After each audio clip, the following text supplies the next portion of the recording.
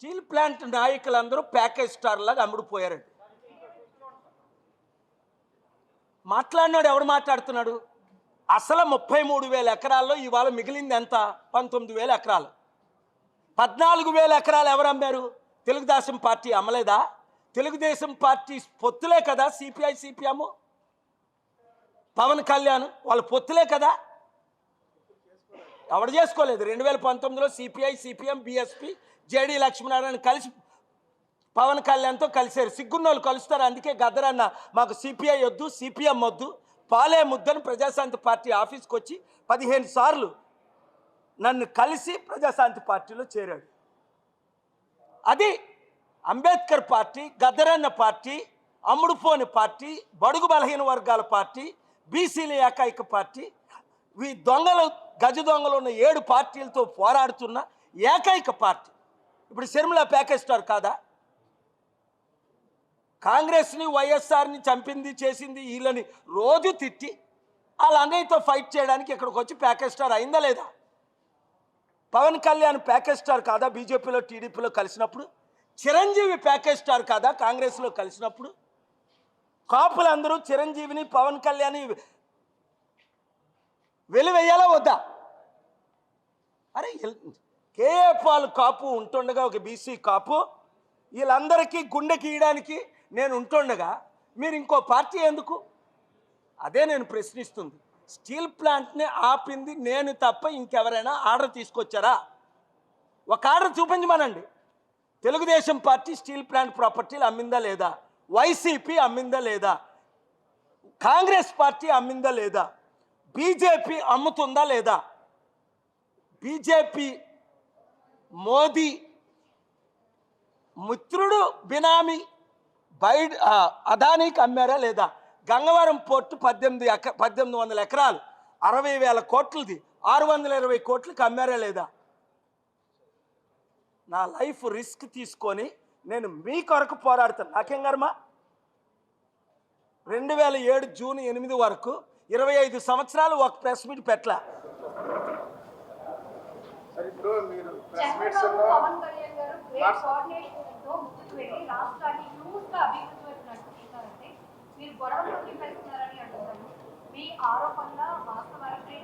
అమ్మా 2+2 4.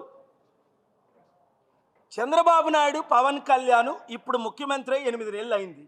1,20,000 కోట్ల అప్పు అంటే నెలకి 15,000 కోట్ల రూపాయలు అప్పు. రోజుకి 500 కోట్లు అప్పు చేసి ఈ రాష్ట్రాన్ని సర్వనాశనం చేస్తుంది పవన్ కళ్యాణ్.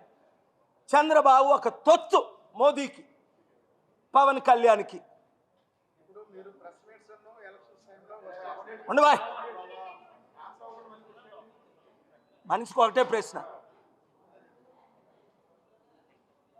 మంచి ప్రశ్న అడిగారమ్మా సిస్టర్. దానికి నేను ఆన్సర్ చెప్తున్నాను క్లియర్గానే. నాగబాబు ఏమంటాడు? పవన్ కళ్యాణే బ్యాక్ బోనాడు దేశానికి. అరే నీకు 5 పార్టీలతో పోటీ చేస్తే 5-6% వచ్చిందని నీకు తెలిసే కదా నువ్వు బీజేపీకి టీడీపీకి అమ్ముడుపోయావు.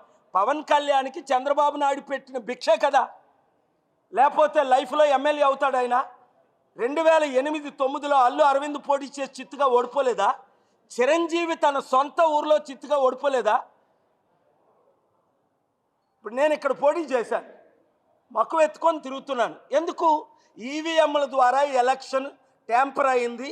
ఈ మహానుభావుడు భరత్కి ఆయన అందాన్ని చూసి ఎవడు 9 లక్షల ఓట్లు వేయలేదని తెలుసు. వాళ్ళు ఈవీఎంలు ట్యాంపర్ చేసుకున్నారని నేను రుజువు చేశాను సుప్రీంకోర్టులో. మాట్లాడలే. ఈవీఎంలు ట్యాంపరింగ్ లైవ్లో పెట్టమన్నా. చేతకాని సుప్రీంకోర్టు జడ్జిలు లైవ్ ఇవ్వట్లా. పెట్టమన్నా ఎలా ట్యాంపర్ చేస్తానో నేను చూపిస్తానని ఎక్స్పర్ట్లను తీసుకొచ్చి చంద్రబాబు నాయుడు హరిప్రసాద్ కదా చూపించాడు. మరి ఈవీఎంలు ట్యాంపర్ అవ్వకపోతే ఈ మహానుభావుడు భరత్కి 9,09,000 ఓట్లు ఎలాగొచ్చాయి? అప్పుడే 4 లక్షలు వచ్చాయి. బీజేపీతో కలిసినందుకు 30% క్రిస్టియన్స్ ముస్లిమ్స్ దూరం అయిపోయారు. 3 లక్షలు రావాలి కదా. పోనీ బొత్స ఝాన్సీకి 9 లక్షలు వచ్చాయంటూ అనుమానిద్దులు. 5 లక్షల క్రిస్టియన్స్ ఆవిడకి ఓటేశారని. ఒక్క క్రిస్టియన్ ఒక్క ముస్లిం బీజేపీ టీడీపీ అభ్యర్థికి భరత్కు ఓట్లేయలేదు కదా. మరి 3 లక్షలు రావాల్సిన ఆయనకి 9 లక్షలు ఎలాగొచ్చాయి?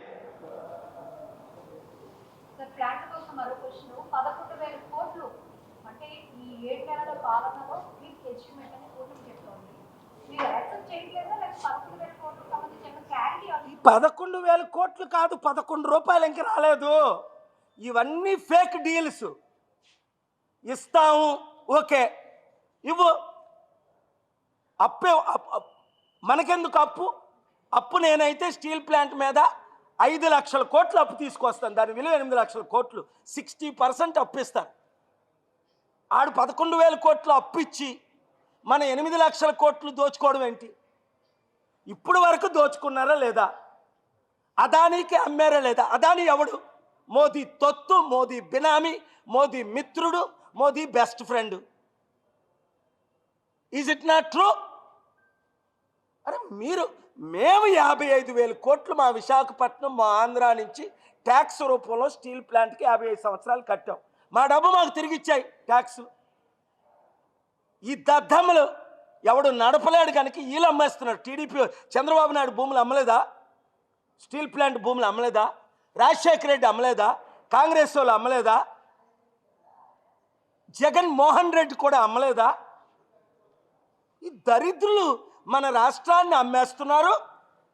ప్రత్యేక హోదా తీసుకురాలేరు, స్మార్ట్ సిటీలు కట్టలేరు, రాష్ట్రాన్ని అభివృద్ధి చేయలేరు. నెలకి 15,000 కోట్లు అప్పు.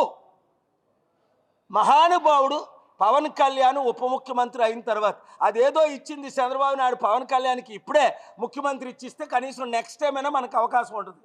లేదంటే ఏం చేస్తాడు? చంద్రబాబు నాయుడిని తిడతాడు. బీజేపీ వాళ్ళు చంద్రబాబుని మళ్ళీ జైల్లో పెడతారు. పవన్ కళ్యాణ్ని ముఖ్యమంత్రి చేయడానికి ఆల్రెడీ ప్లానింగ్లో ఉన్నారు. అందుకనే ఆడెవడాడి పేరు ఒకటి ఉంది, ఇండియాని అంతా 5 దేశాల్లో ఒకటి చేసేస్తాను అన్నాడు. ఇప్పుడు కొత్తగా బీజేపీ రాష్ట్రానికి ప్రెసిడెంట్ అయ్యాడు.